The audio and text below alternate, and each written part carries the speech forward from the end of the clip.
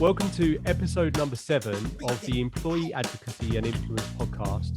My name is Bradley Keenan. I am the founder and CEO of the employee advocacy platform DSMN8. And today we are going to be talking about a question that we get asked all the time. And that is, how on earth do I get my CEO to start to post on social? If you work in a marketing or employer branding role, then it's going to be no secret to you that having a CEO who posts on social is extremely valuable to you. It's a tool that you can use. It makes your company more attractive to work for. I saw a social media post the other day. It was from the Brunswick group, and it talked about how, as a ratio of 4-1, people prefer to work for companies who have a CEO who is active on social. So aside from all of the reach that we can get from having CEOs support our marketing message, there's a huge reason why employer branding people will benefit from this as well.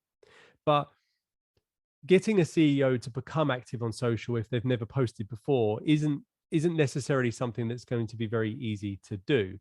And in this episode, I'm going to try to give you a framework that you can use to essentially go from never posting to having a CEO that posts frequently and does that in a way that is manageable for you and doesn't mean that they need to go from zero to hero overnight. If you've already spoken internally to your CEO or anybody else in your C-suite about sharing on social and you've had pushback, to me, there are different levels to that pushback that would essentially mean if I was in the position of a marketing manager or an employer branding manager's shoes, how I would act differently. So you have a CEO that says, I see the value in it, but I just don't have the time. And then you have a CEO that says, hey, I don't believe in social, I don't use LinkedIn, and really sees it as a negative and something they actively don't want to do.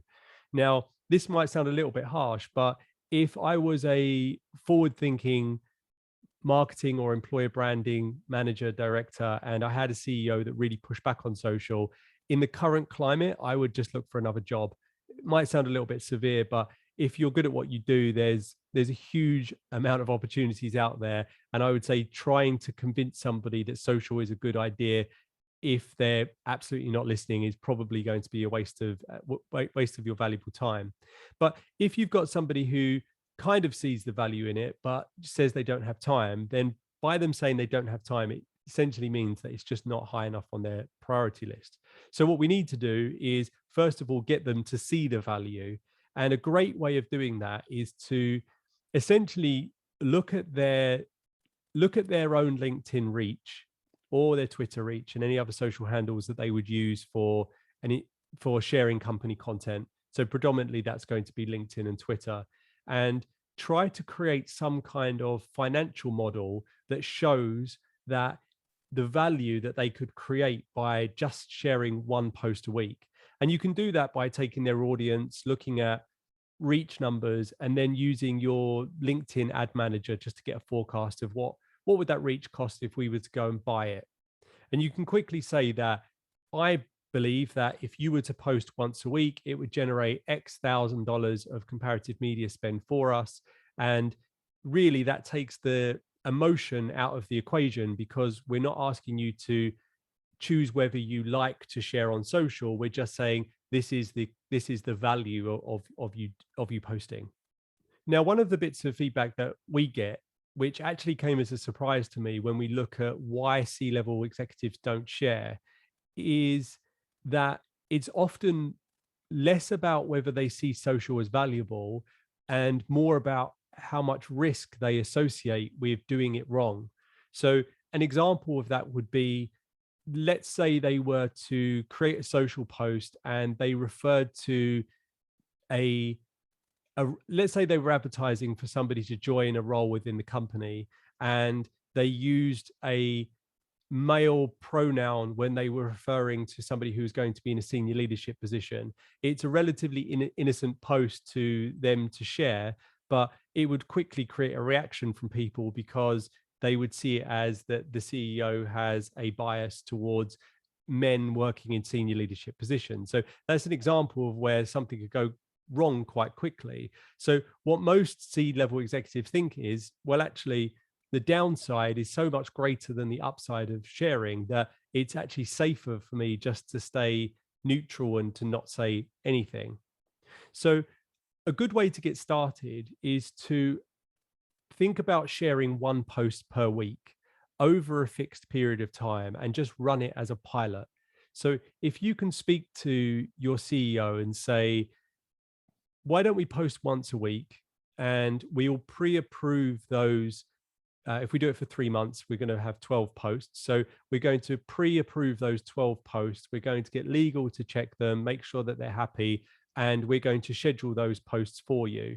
And what you can do is sit down with that CEO for just an hour and get their perspectives on certain topics in your organization. So you might have a certain technology that you want to get their opinion on, and you can quickly create 12 social media posts for a marketing executive is not going to take very long at all, because it's going to be valuable because of the upside that you're going to get. So now that you have 12 social media posts, they are approved by legal. So the CEO is going to feel safe about sharing them. We are going to schedule those over the next 3 months. But before we hit go, we want to collect as much data about that moment in time pre-CEO activation. So we want to collect things like, how many followers did the CEO have on LinkedIn and Twitter or whatever social networks you use?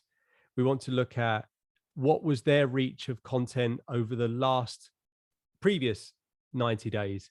And assuming that they've only posted once or twice, the reach is going to be quite small, but we want to collect that piece of data. And we also want to collect things like, how many profile views did they get? And then what we're going to do is, as we start to schedule that content out, every week or month, we just want to collect those same data points so we could track them over a 3-month period. And what we want to see is that as the CEO starts to share, then the reach of the content grows.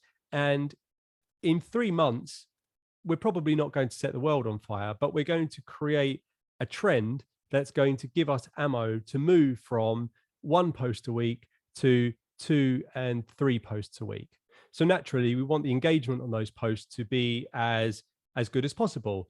And a very easy way to do that is to simply take the post that the CEO has shared and copy the URL for that post, drop it into whatever internal communications program you use, whether that's Yammer or Slack or anywhere that you can communicate with your employees, and encourage them to go in and interact with that post.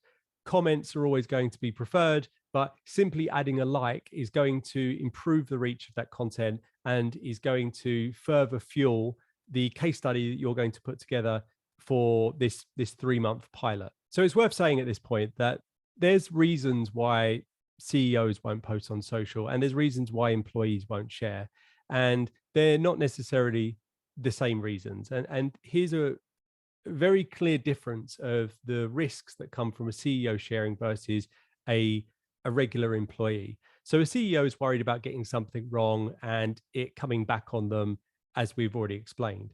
For an employee, one of the main reasons, and this surprised me when I first realized this actually, because I hadn't thought of it, is the risk for the employees that if they've never shared content before, or they've only shared a very small amount, and all of a sudden they start sharing loads of content and it's really well structured and thought out, their worry is that the company that they work for is going to look at them and say, why is Bradley all of a sudden become a social media influencer, growing his personal brand? Why is he doing that? And the assumption would be that they're looking to further their career internally or potentially externally. So often people won't share on LinkedIn because they're worried it sends a signal to their company that they're looking for another job, which in most cases isn't actually the case. So by the CEO becoming active, it essentially validates that process for everyone else. So another piece of data you should collect pre-pilot and post-pilot is the percentage of employees that are currently sharing on LinkedIn, and then look at the percentage of them that share post-pilot once they've seen that validation come from the CEO. And there's a number of ways that you can get that data. DSMN8 can gather it for you. If you contact us, we'll make sure that you get it. And that is another data point to say that actually this action that's happening at the top of the company is filtering through, and it's further growing the reach of our content. So let's fast forward to the point where the pilot has taken place. You've been gathering this weekly data as you've gone through. And now what you're going to do is create some kind of business case, PowerPoint presentation, whatever.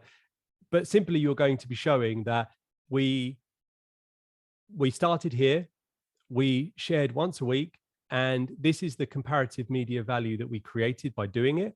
And the most important part of this is if we were to move to 2 posts a week and 3 posts a week, this is the value we would be creating and how much this reach of content would cost us if we were just to go and buy it through LinkedIn.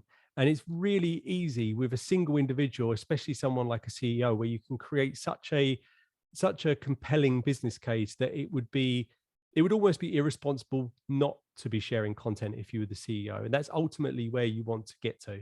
As I said, this isn't an overnight success, and some CEOs may have never posted content on LinkedIn or Twitter before, and getting them to the point that they're posting 5 times a week could take 12, 24 months. But it's still important to have a plan there that's going to essentially help you progress. So let's summarize the steps that we've spoken about. So the first thing that you need to do is create content that is safe for the CEO to share. And you do that by involving legal, having other people in the business check the content, making sure that everybody's happy with it. A good way to do that is to look for what we would call evergreen content. So that would be not talking about a webinar that's coming up on Friday, and instead essentially writing a post that could be shared any time in the year, and it would always be valid. Then we want to use our existing tools, our internal communications platforms, email, whatever, to essentially ask employees to interact with the posts once they're shared, so we can improve the probability that the content is going to see the reach that it deserves. Then the final step is building an ROI model. So taking the before and after data and essentially creating a mechanism to prove to the business why we should move from sharing 1 thing a week to 2, 3, and potentially even sharing content every single day. So thank you for taking the time to listen to this episode of our podcast. I hope it gives you plenty to think about and really gets you on that journey to building that superstar social CEO that everybody dreams of working for. Contact details for me will be in the footnotes of the show, along with some additional resources. And as always, please do feel free to reach out and connect with me on LinkedIn.